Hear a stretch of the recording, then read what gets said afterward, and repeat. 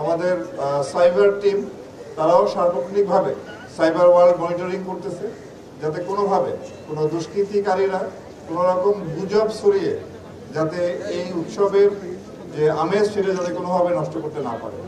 আমি আপনাদের মাধ্যমে দেশবাসীকে অনুরোধ করব যে আপনারা দয়া করে কোনো প্রকার কোনো গুজবে কান দিবেন না।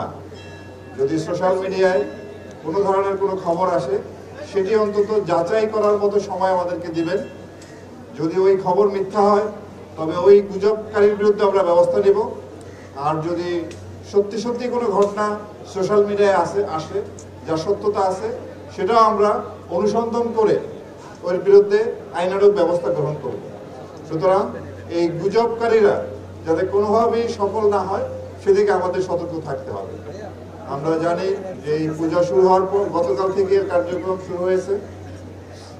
আমরা এই পর্যন্ত সারা দেশে বিচ্ছিন্ন কিছু ঘটনা ঘটেছে এবং প্রতিটা ঘটনায় আমরা আইনানুগ ব্যবস্থা নিয়েছি। সুতরাং যাতে আর কোনো ঘটনা ঘটতে না পারে সেজন্য আমরা সচেষ্ট আছি।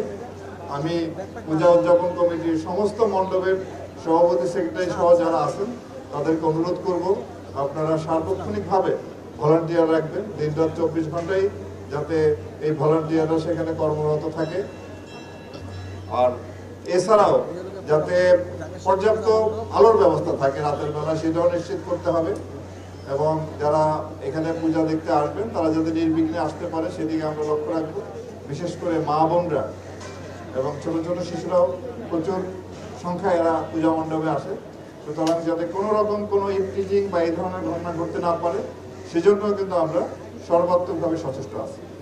তো আমরা আশা করি সবাই মিলে আমরা এবারে উৎসবটি সুন্দরভাবে শেষ করতে সক্ষম হব।